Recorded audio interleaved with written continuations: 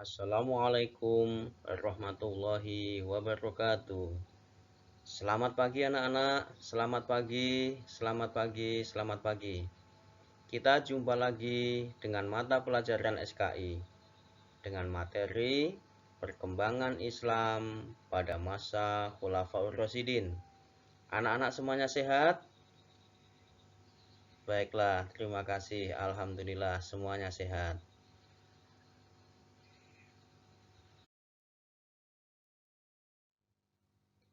Anak-anak semuanya, siapakah yang tahu sahabat Nabi itu? Atau siapakah Khulafaur Rasyidin itu? Dan ada berapa jumlahnya? Ayo, siapa yang tahu?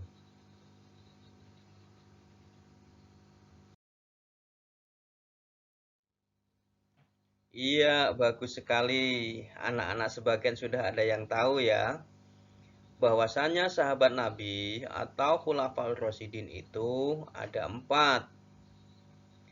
Yakni satu adalah Sayyidina Abu Bakar As-Siddiq. Yang kedua, siapa yang kedua? Yang kedua adalah Sayyidina Umar bin Khattab. Yang ketiga, siapa anak-anak? Yang ketiga adalah Sayyidina Utsman bin Affan. Yang keempat yaitu Sayyidina Ali bin Abu Thalib. Yang mana Sayyidina Ali bin Abu Thalib ini adalah sebagai menantu Nabi Muhammad Shallallahu Alaihi Wasallam. Paham anak-anak ya? Tahu semua ya? Oke, kita lanjut lagi.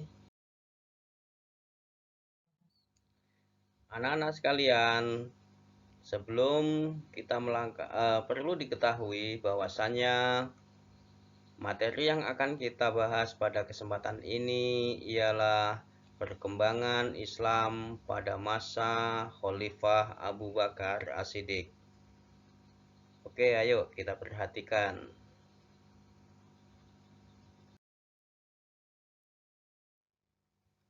Selanjutnya, sebelum kita membahas kepemimpinan Sayyidina Abu Bakar As-Siddiq, perlu kita ketahui biografi tentang Abu Bakar As-Siddiq. Abu Bakar As-Siddiq lahir pada tahun 572 Masehi. Tidak selisih jauh dari kelahiran Nabi Muhammad SAW. Dengan begitu, beliau ini adalah sebagai sahabat Nabi sejak kecil. Abu Bakar As-Siddiq dikenal cerdas, mempunyai wawasan yang sangat luas, tutur sapanya lembut, serta sopan santun dan tindak lakunya yang sangat baik. Setelah masuk Islam, beliaulah yang selalu menjadi pembela Rasulullah atau Nabi Muhammad SAW yang paling kukuh. Jadi dimanapun Nabi Muhammad SAW dan dalam keadaan apapun, Sayyidina Abu Bakar As-Siddiq selalu mendampinginya. Bahkan mulai hijrah dari Makkah ke Madinah, beliau selalu mendampingi Nabi Muhammad SAW. Paham anak-anak ya?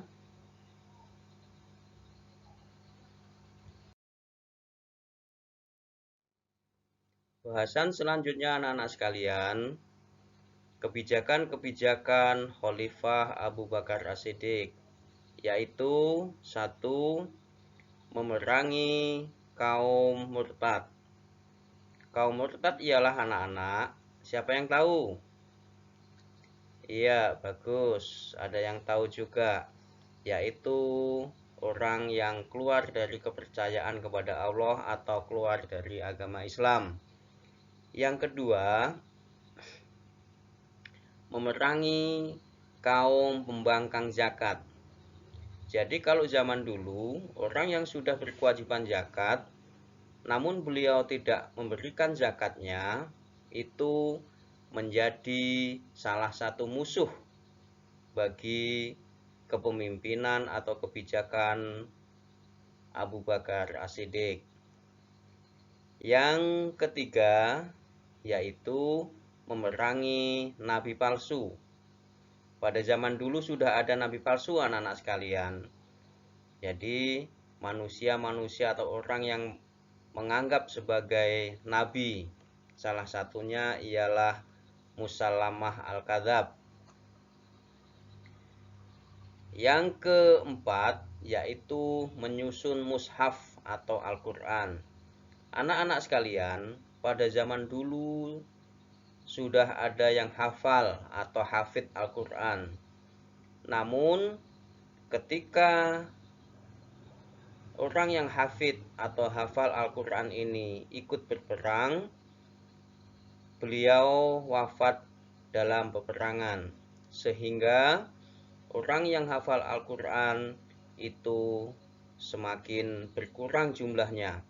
Dengan demikian, Abu Bakar As-Siddiq mempunyai inisiatif untuk mengumpulkan atau menyusun mushaf atau Al-Quran menjadi susunan seperti buku atau seperti kitab yang pada saat ini. Yang kelima yaitu memperluas wilayah Islam dan beberapa daerah ke beberapa daerah. Artinya anak-anak sekalian, untuk mengembangkan wilayah Islam, Sayyidina Abu Bakar As-Siddiq berdakwah di berbagai wilayah atau daerah. Ini anak-anak sekalian, mudah-mudahan bisa difahami oleh anak-anak sekalian. Nah, selanjutnya anak-anak sekalian, kita akan melihat tayangan video. Dalam tayangan video ini anak-anak sekalian, proses atau kronologi terpilihnya Sayyidina Abu Bakar As-Siddiq sebagai khalifah, yaitu setelah wafatnya Nabi Muhammad SAW. Yuk sama-sama kita saksikan atau kita simak tayangan video ini.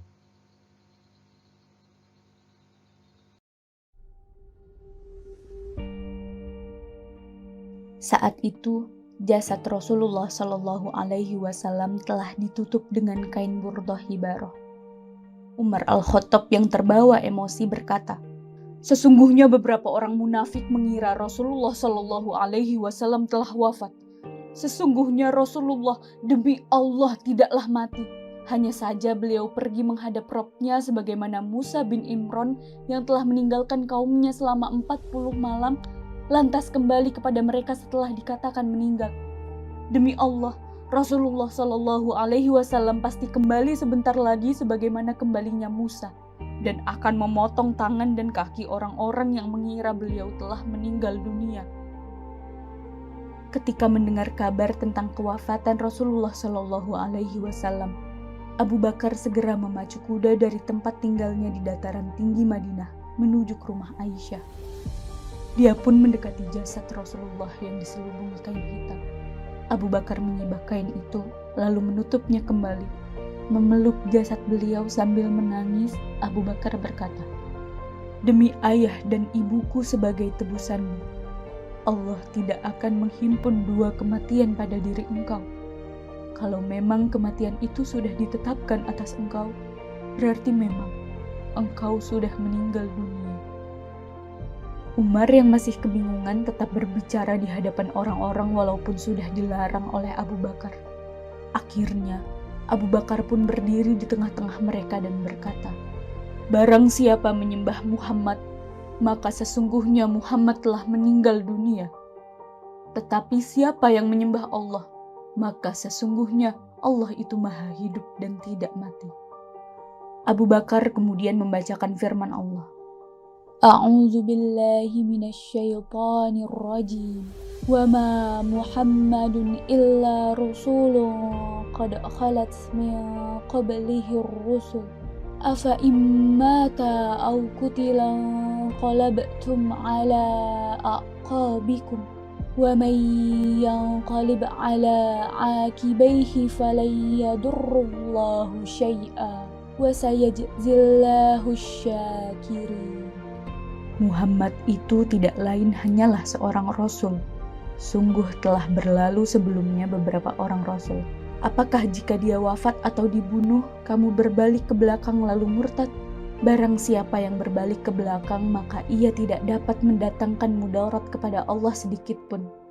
Dan Allah akan memberi balasan kepada orang-orang yang bersyukur. Quran Surat Ali Imran ayat 144. Setelah mendengar ayat itu, Umar menjadi linglung dan jatuh ke tanah. Barulah dia menyadari bahwa Rasulullah Shallallahu Alaihi Wasallam benar-benar telah tiada. Pada saat itu, Abu Bakar telah menyelamatkan situasi dengan keberanian dan ketabahannya, terlepas dari beratnya kesedihan atas wafatnya Nabi Shallallahu Alaihi Wasallam. Sebelum jasad Rasulullah Shallallahu Alaihi Wasallam diurus, terjadi dialog dan perdebatan antara pihak Muhajirin dan Ansor tentang siapakah yang akan menggantikan beliau Shallallahu Alaihi Wasallam. Peristiwa ini terjadi di Saqifah Bani Sa'adah. Pihak Ansor mengunggulkan Sa'ad bin Ubadah sebagai pengganti Nabi, manakala dari pihak Muhajirin mereka mengunggulkan Abu Bakar, Umar, dan Usaid bin Hudair dari Bani Ashhal. Sahabat yang lain seperti Ali bin Abi Thalib, Zubair bin Awam, dan Thalhah bin Ubaidillah menyendiri di rumah Fatimah. Jasad Rasulullah masih di rumah beliau, belum diapa-apakan. Tetapi pintu rumah sudah ditutup rapat-rapat oleh keluarga beliau. Abu Bakar dan Umar pun berangkat ke Saqifah. Setelah Abu Bakar dan Umar sampai, salah seorang dari kalangan Ansor berkata, "Kami adalah Ansornya Allah dan prajurit Islam. Kalian, wahai sekalian Muhajirin, adalah bagian dari kami. Sungguh telah datang seseorang dari kalian yang ingin menyingkirkan kami semuanya dan merampas urusan kami." Setelah orang itu selesai berbicara, Umar bersiap-siap untuk menyampaikan oratornya. Tetapi Abu Bakar berkata, "Sabar dulu wahai Umar." Abu Bakar berbicara, "Tentang kebaikan kalian yang telah kalian sampaikan, itu memang benar. Namun semua orang Arab tahu bahwa urusan ini hanya ada di tangan orang-orang Quraisy. Mereka memiliki nasab yang sangat jelas dan tinggal di tengah tanah Arab. Dan aku telah ridho jika kalian dipimpin oleh salah seorang dari dua orang laki-laki, Umar atau Abu Ubaidah ini. Baiatlah salah satunya sekarang juga. Semua terserah kepada kalian." Abu Bakar lalu menarik tangan Umar dan Abu Ubaidah. Umar merasa kurang menyukai perkataan Abu Bakar itu, karena merasakan dirinya tidaklah layak jika memimpin satu kaum saat di tengahnya ada Abu Bakar. Kemudian para sahabat berijma mengangkat Abu Bakar As-Siddiq menjadi khalifah. Pengangkatan Abu Bakar sendiri mengacu pada baiat Aqobah kedua ketika Nabi dibaiat untuk mendapatkan kekuasaan demi menjalankan pemerintahan berdasarkan apa yang diturunkan oleh Allah Subhanahu wa Ta'ala. Peristiwa ini terjadi hingga masuk waktu malam dari hari Senin. Sehari setelah pembaiatan di Saqifah Bani Sa'adah, beliau lalu dibaiat di Masjid Nabawi sebagai khalifah pengganti Nabi Shallallahu Alaihi Wasallam yang pertama yang mengurus urusan agama dan dunia. Setelahnya, Abu Bakar menyampaikan khutbahnya. Dia memuji Allah dan berkata, "Wahai sekalian manusia, aku telah dijadikan pemimpin atas kalian dan aku bukanlah orang yang terbaik dari kalian. Jika aku berbuat baik, maka bantulah aku. Namun jika aku berbuat jelek, maka luruskanlah aku. Kejujuran adalah amanat. Kebohongan adalah khianat. Orang yang lemah di antara kalian adalah kuat di sisiku sampai aku berikan kepadanya haknya, insya Allah. Dan orang yang kuat di antara kalian adalah lemah di sisiku sampai aku ambil hak orang lain darinya, insya Allah. Tidaklah suatu kaum meninggalkan jihad di jalan Allah, melainkan Allah akan menimpakan kehinaan atas mereka. Dan tidaklah suatu perbuatan keji tersebar luas dalam suatu kaum kecuali Allah menimpakan bala secara umum. Taatilah aku selama aku menaati Allah dan Rasul-Nya. Jika aku bermaksiat kepada Allah dan Rasul-Nya, tidak ada kewajiban taat kepadaku atas kalian.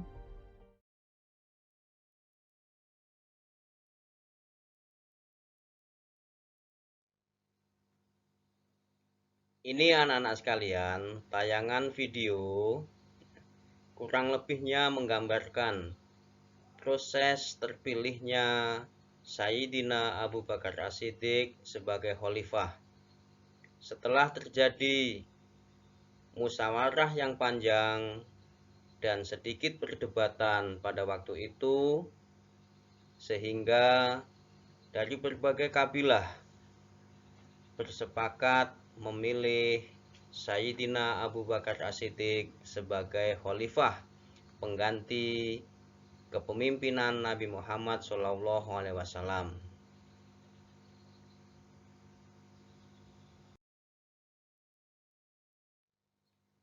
Nah, anak-anak sekalian, sampailah kita pada session uji kompetensi atau uji kemampuan. Siapkan buku dan pulpennya anak-anak, ditulis soalnya, kemudian dikerjakan tugas ini. Soalnya yaitu 1. Sebutkan biografi Abu Bakar As-Siddiq. Yang kedua, jelaskan alasan terpilihnya Abu Bakar As-Siddiq menjadi khalifah. Yang ketiga, sebutkan usaha-usaha khalifah Abu Bakar As-Siddiq. Ya, silahkan ditulis kemudian dikerjakan.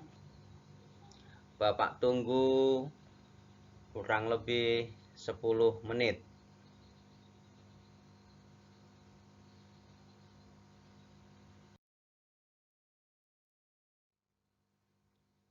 Baiklah anak-anak semuanya, setelah mengumpulkan tugas sebagai uji kompetensi yang telah anak-anak kerjakan dan telah dikumpulkan, maka sampailah pada session yang terakhir, yaitu penutup. Demikian materi hari ini. Jumpa lagi minggu depan dengan materi perkembangan masa Khalifah Umar bin Khattab. Sebelum kita tutup dengan salam, kita baca hamdalah dulu. Alhamdulillahirabbil alamin. Sekian dan demikian anak-anak semuanya. Ada kesalahan mohon maaf. Wassalamualaikum warahmatullahi wabarakatuh.